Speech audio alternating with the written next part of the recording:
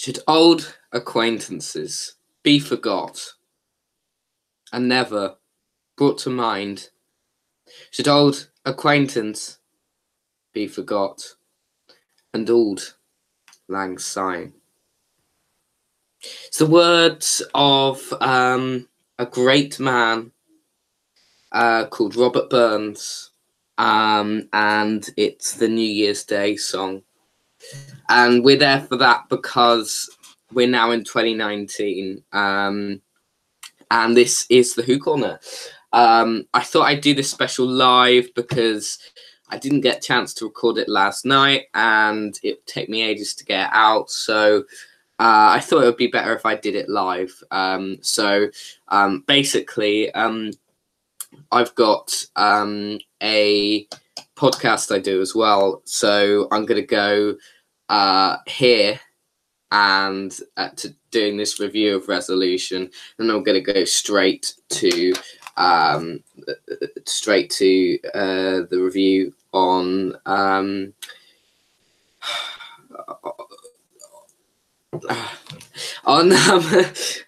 Podomatic, on my podcast. So hopefully you're all well. Hopefully you're enjoying the new year. Happy New Year to you.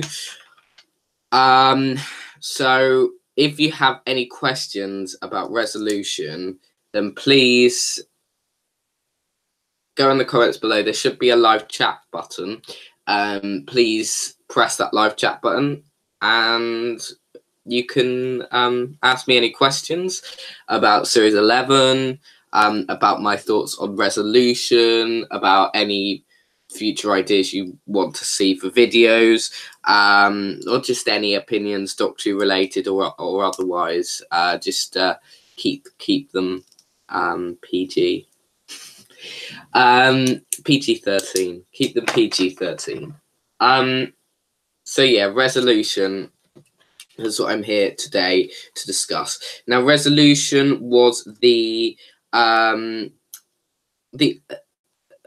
New Year's Day episode, the series finale, you could say, of Series 11, and it's one the fandom was anticipating because it saw the return of the Daleks. We haven't had a proper Dalek story for 3 years, so it was quite an exciting factor that the Daleks were coming back. And it was nice to see them back, the first returning villains of the Chris Chibnall era. But what did I think of Resolution? It was also the first New Year's Day episode. As you may know, if you've been watching my episodes, I wasn't a huge fan of Series 11. I thought it was dull. I thought it was uninspired. I thought it was unoriginal, formulaic, and terribly written and acted for the most part. And Resolution isn't really an exception, sadly. It's very divisive among the fandom. It's probably the most divisive episode in a long time. There's a lot of people who really like it. There's a lot of people who really don't. But I was sadly on the negative side, really. It was just a disappointment. Sorry, I'm texting my podcast co-host, Dr. Cool, just to ask something about the podcast. So yeah, I wasn't a huge fan of this one. It was another failure for me, which is such a shame. They announced last week that the Daleks are returning on Christmas Day. It was exciting because although I'm not the biggest fan of the Daleks, I was really excited for some older villains, because the villains that we've been granted this series such as Tim Shaw, Krasko, the Pating, the Talking Frog, the Morax, the Thadarians. They were just Chris Noth. They were either terrible, unoriginal, turned out to not actually be good, turned out to not actually be evil even, or all three of them, which isn't what we want to see in our villainry. So it was good to see the Daleks who were foes that who were actually threatening, and I was pleased that the Daleks were actually threatening in this episode. I think some of the ideas, the idea of the Dalek on the back, is original for a Dalek story. It's not been done before, so it was quite good that they'd done something original with the Daleks. I was pleased the Daleks had finally had something original done to them, because recently they've just been pumping out the same Dalek storylines during the Moffat era and to a certain extent the RTD era, excluding perhaps Dalek, because Dalek was actually quite good and original. So this episode had certain elements of Dalek. There's one Dalek, obviously. It's going on a huge killing spree. And that's another thing I liked. I liked the scene when there's the soldiers there, and it's a really explosive scene, and it's well shot, and it's just very exciting, something that Series 11 has failed to be at most points. This episode isn't boring. There's parts of it that are boring. Right, the scenes with Ryan and his dad are not only pointless and out of place in this episode because we want to see the Daleks. They are boring. We don't want to, or most people don't watch Doctor Who for that. Most people watch Doctor Who to see the villains and the characters, and not soap-like storylines, which is why I think things like 10 Rose, when they had the relationship between the 10th Doctor and Rose, was a bad idea, and why I think Thasmin, if the Doctor and Yasmin have a thing, I know, is a bad idea in my eyes, because I think it's bordering on soap opera trajectory then, and we don't want soap opera in Doctor Who. The character-wise, Jodie delivered her weakest performance yet as the Doctor. I've given Jodie a chance. I think she was okay, but she was nothing more, and therefore she's now one of my least favourite Doctors. She's down lower in my ranking, which is a shame, because I was excited for the first female Doctor to see how it would play out, and I thought, I think Jodie does have a bit of potential, but because she's relying purely on writing, because she hasn't watched the show before, I think it's very hard for her to give a performance while the writing is as weak as it is. Because let's face it, the writing is dreadful. And I really want 13 to succeed, and that's why I'd be really intrigued to see whether she'd succeed in, say, RTD or Stephen Moffat's era. We'd never know, but I would be intrigued to see how different she is in a different era, and then we could pinpoint whether it's writing or whether it's acting or whether it's a bit of both. Because I think it is a bit of both, to be honest. I think it's down to both Jodie's acting and Chris Chibnall's writing.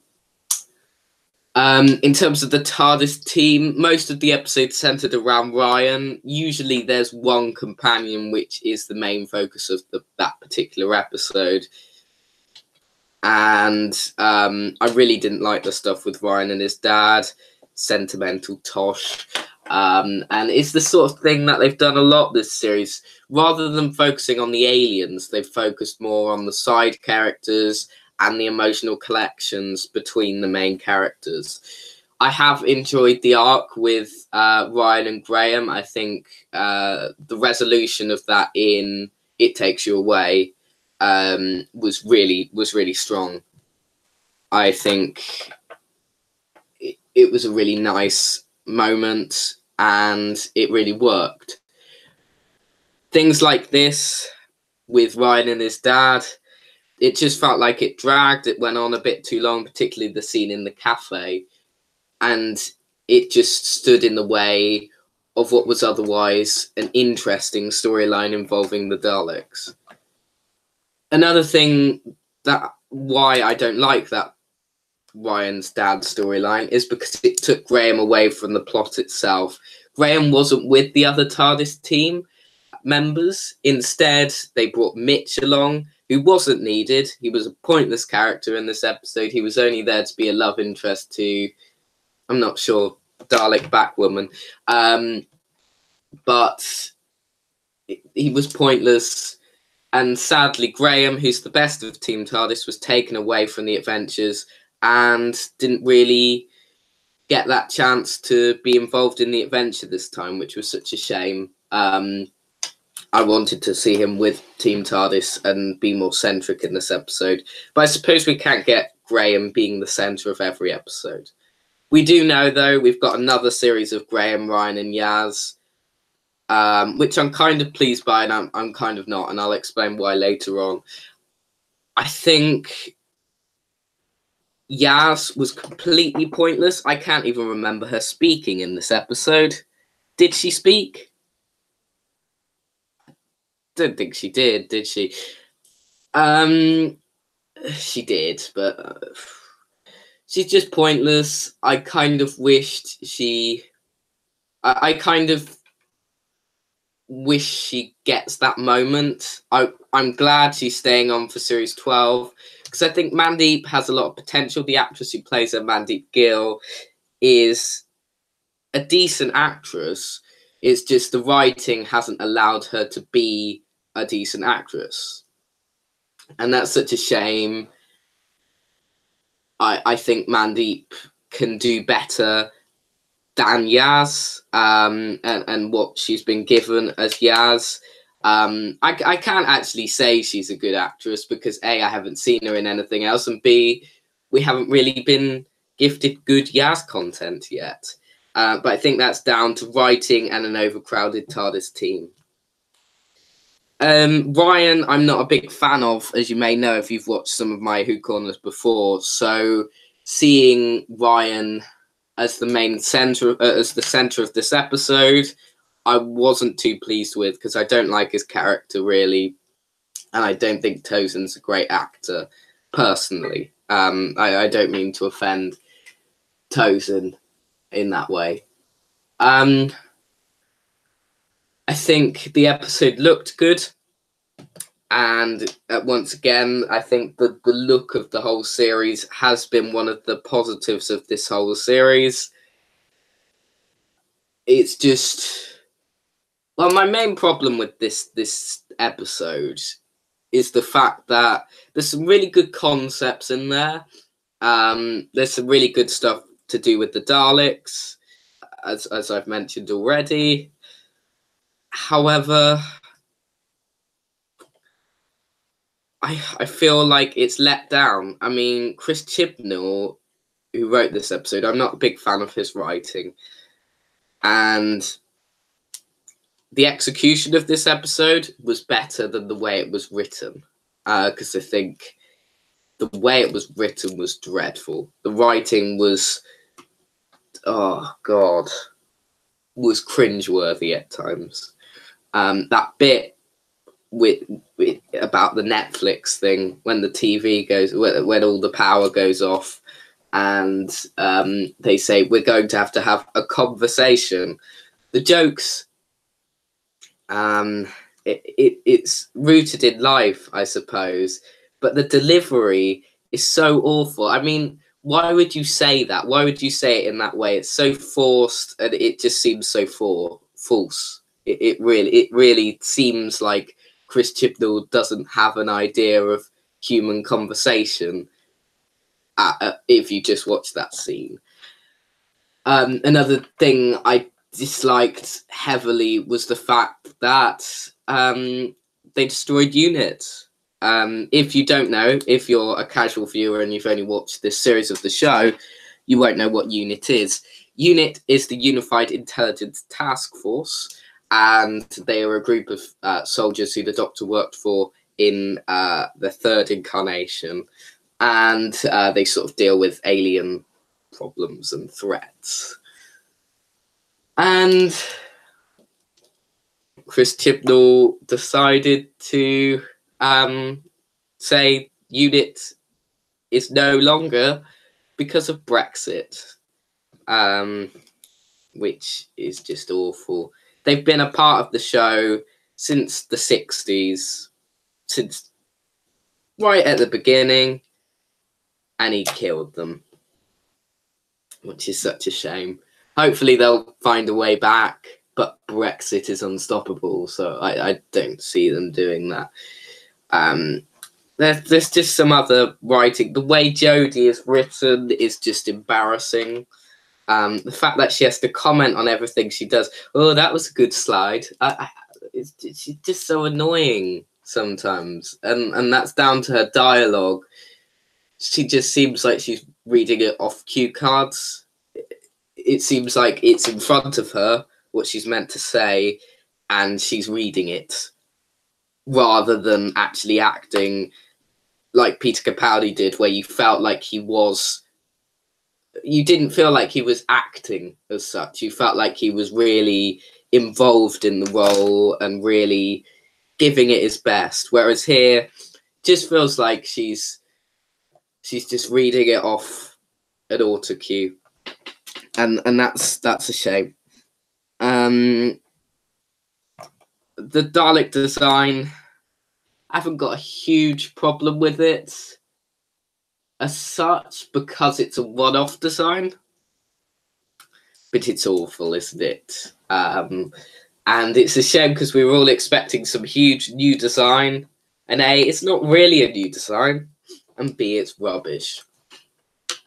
But I was pleased that they got Nick Briggs back to do some stuff. I just saw I've got a comment. It's from Bilbo the Third, and it says, "Do you like the frog?" And they're referring to the frog from It Takes You Away. No, not at all. I hate the frog. I think it was embarrassing and one of the lowlights of Doctor Who history. It was embarrassing and awful, and I don't know. That episode was a strange one. Did you like the frog, Bilbo the Third? It ruined the episode for me, really. It takes you away. It really did. But yeah, in summary, I didn't like this episode that much. I didn't like the fact that it centered too much in reality, and that distracts us from the Dalek storyline. However, there is enough action and great moments for me to excuse it slightly. The writing, on the other hand, is dreadful, embarrassing, and cringeworthy, and I really think they need to sort out that. There's a lot of problems. This episode suffers with a lot of the problems that episode 1 did, and it feels like they haven't moved on with that. It feels like Jodie's in the same place and Yaz is in the same place as they were at the beginning of the series. So I'm really not a fan of this episode, which was a shame. I wouldn't actually call it a disappointment because I wasn't actually excited for it as such. I wasn't thinking, yes, Doctor Who's on today. I was thinking, oh, it's on again. And I wasn't. That's not how I should be treating it. I did.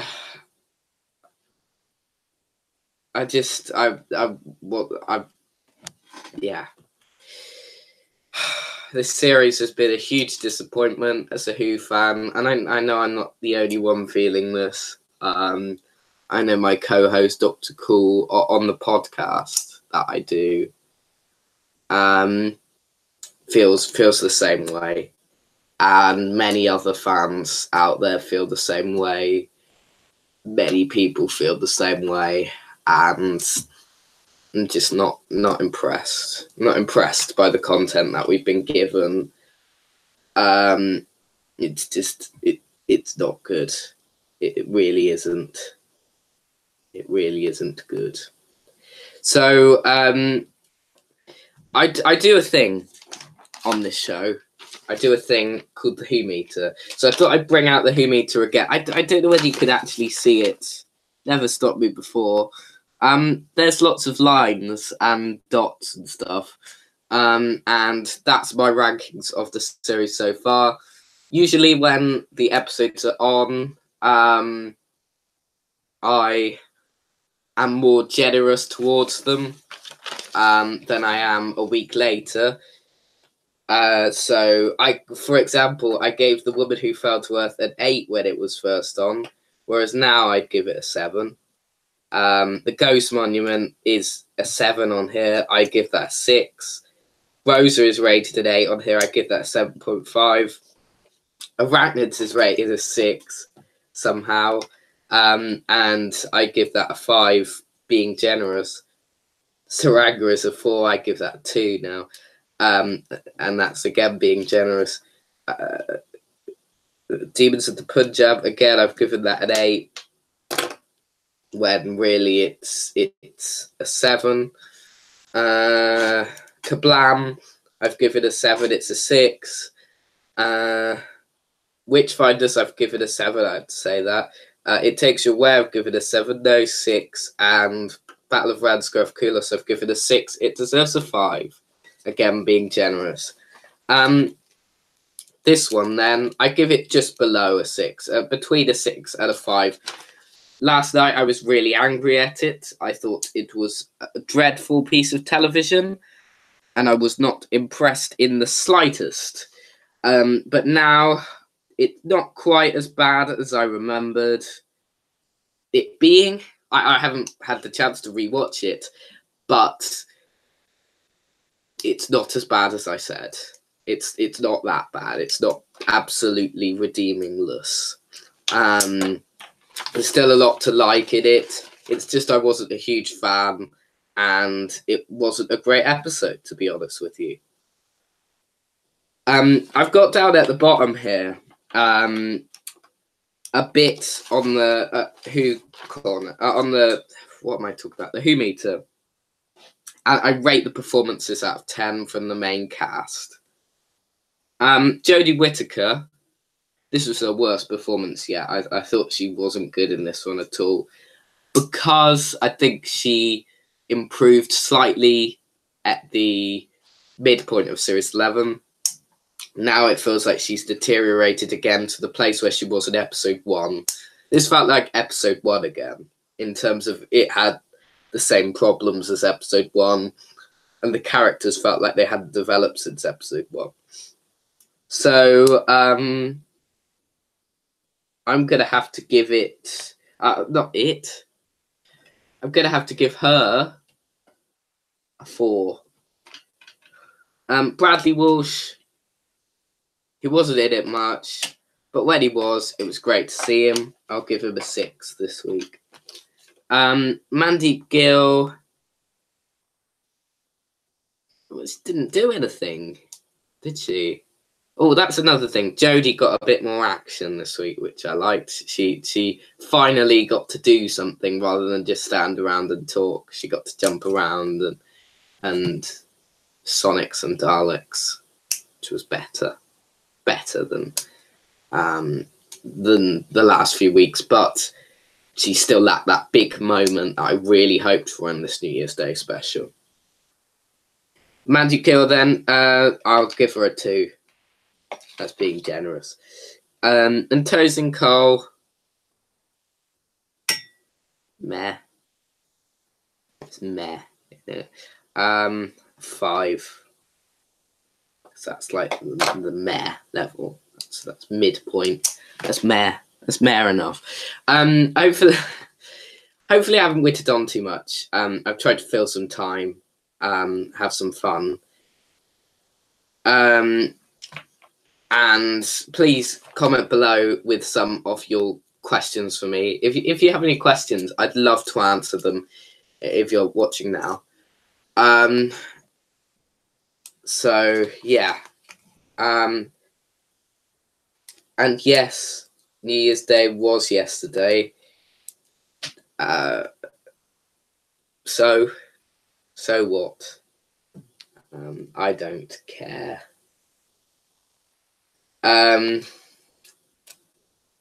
Is the Dalek swag? Go on then. Yes, it was. Oh, I'm watching myself now. So yeah, I'm going to go off now and do another review of this, which is great. So I've got to discuss the same things again. If you want to listen to my podcast, then you can go to Dr. Time and Space at podomatic.com. Voice is going a bit. And we tend to do podcasts on there. We tend to go on for about an hour each time.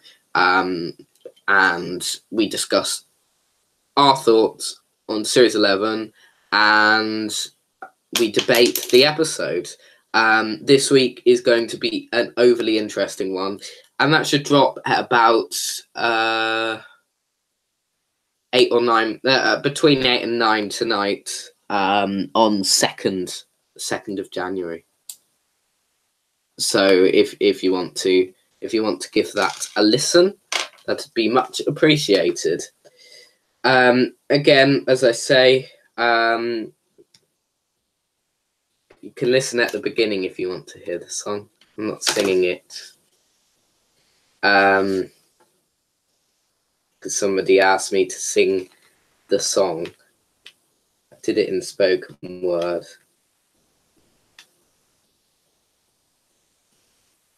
To sing the song. Oh no, that's me now.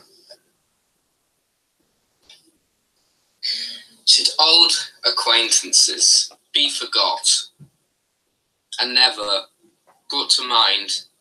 Should old acquaintance be forgot and auld lang syne? That's the New Year's Day song. There you go. That's it. That's the best you're gonna get. So yeah, just in summary, Series 11 has been a huge disappointment for me as a fan. I feel like I've been cheated with quite a poor series, and I just am not a huge fan of it in any sense. I think, hello there to anyone watching, by the way. Please leave some questions if you want to ask questions about Series 11. I think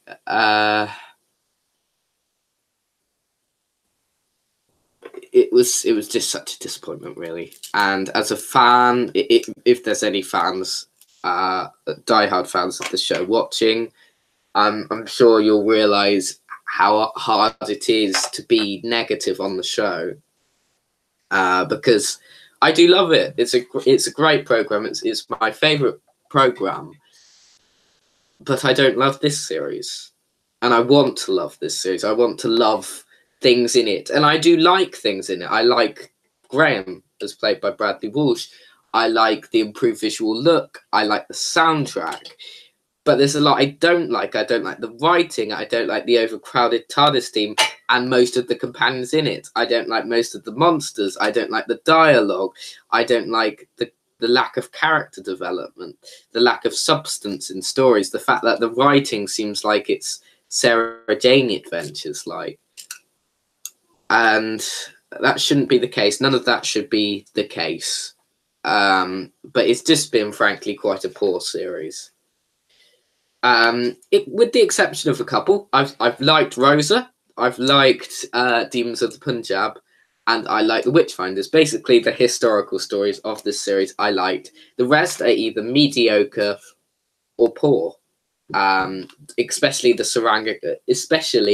Saranga Conundrum, which was just atrocious. Absolutely dreadful. Are you sad that Doctor Who is coming out in 2020? I wouldn't say I was sad, actually. The thing is, it's likely that the new series will start in like on January the 1st, on New Year's Day. Sorry, my pen's collapsed, and that's why there's noise. It's likely that the series will be very early in 2020. Like literally very, very early. But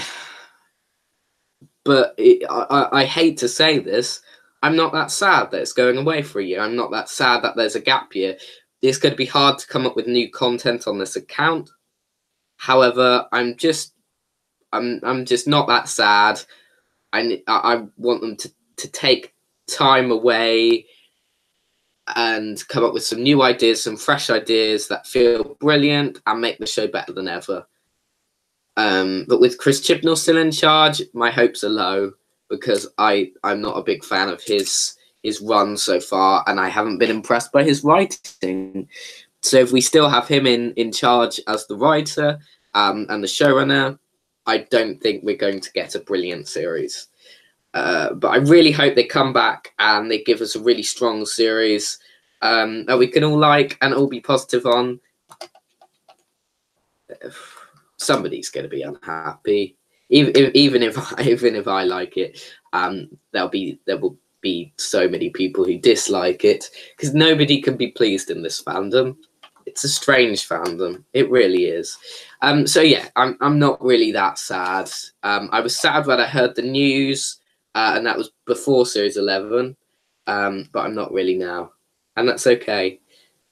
You gamers. Do you rate Sainsbury's? Not really a question relating to this, but that's okay.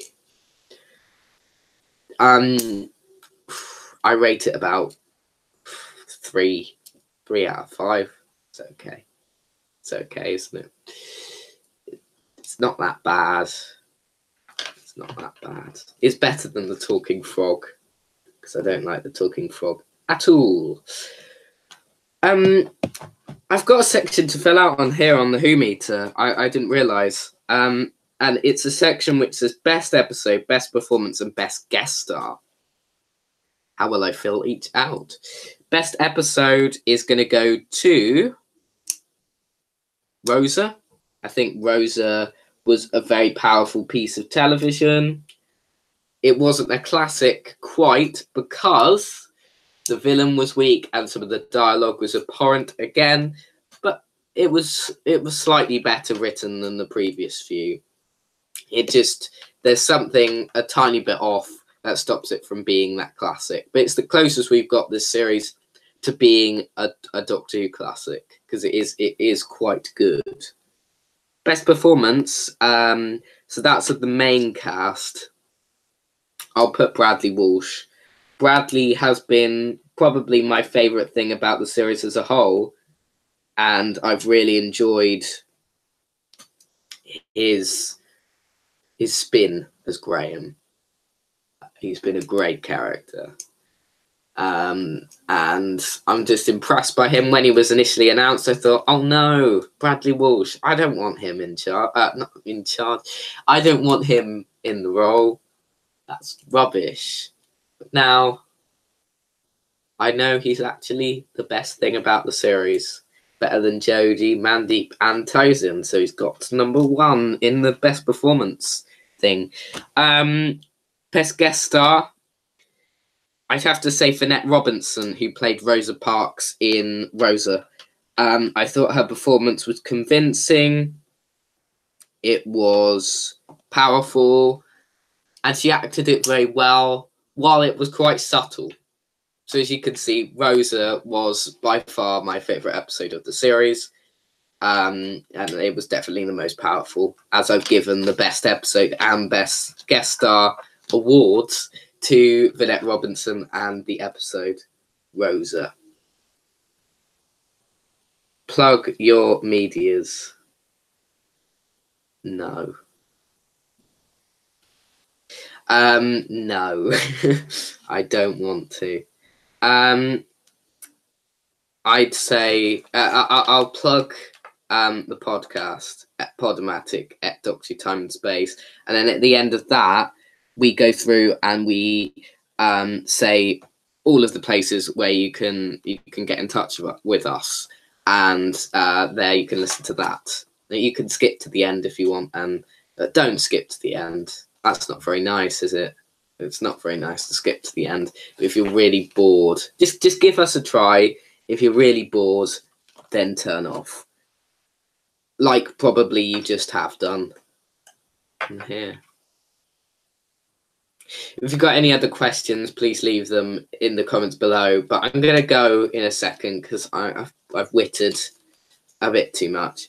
I don't want to leave anyone hanging with questions and stuff. So I'll give you a few minutes to get in questions and stuff, and I'll witter a little bit longer. And then if you have a question, just leave it in the live chat section, and then I'll answer it in the next few minutes. I'll give you a few minutes.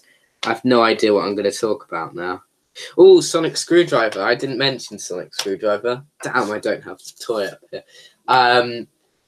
The Sonic Screwdriver is another thing I haven't liked about this series. She didn't actually use it for about 30 minutes of the episode, which is great.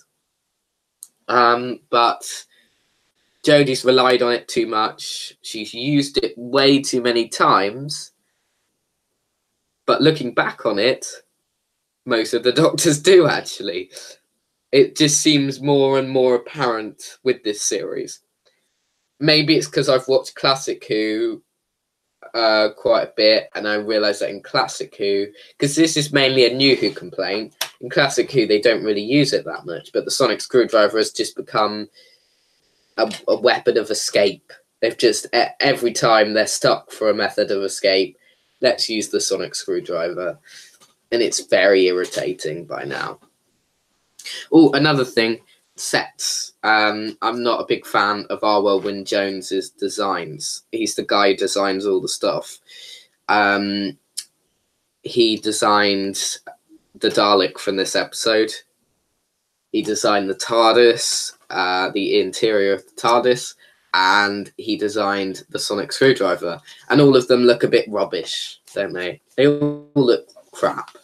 And that's a shame. I'm just not a big fan of his designs. The way he designs things, I don't think he's good at designing things, and I want someone who designs good things in charge of designing things. I'm wittering. All Kinds of Everything asks, should Peter Capaldi take over and run the show? That's never happened, has it? But maybe there's a parallel universe out there where it happened. I don't know. There probably is somewhere. But yeah, there's probably some sort of universe where he's taken over the show and like Olivia Colman is the Doctor, or Rupert Grint from Harry Potter or something. On the subject of that, please go and check out my Christmas specials, The Christmas Discovery and A New Miracle. They're very bad, but please watch them. Please watch them. I beg you. I beg you. In short, though, probably not. I don't know what the world would be like if Peter Capaldi ran the show. He'd be a better showrunner than Chris Chibnall. I love Peter. I think he's a brilliant man, and I think he's a brilliant actor. But would he be a good showrunner? I don't know. I kind of want to see the next showrunner as a non-fan, because Russell T Davies, Stephen Moffat, and Chris Chibnall, the last 3 showrunners, have all been fans. So I'd like to see what would happen if we've got a non-fan in the show, because then there's not much fan service, and that'd be really interesting to see how they do it differently. Have I given you enough time to... I'm not reading a question. Have I given you enough time to send in questions? Yeah, probably.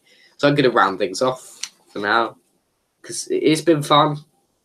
It's been fine. It's been good. I'm going to release a Best Bits and Unseen Moments video soon, which will be the best moments. It's not hard, really, to come up with the best moments. It's going to be a very short video from the Who Call Us Series 1, and some unseen moments as well. Some Who Will Help you may not have seen, and some unreleased footage that I've recorded. That's probably a bit stupid, but pretty much everything I do on this channel is a bit stupid. My voice is going, so I'm going to see ya.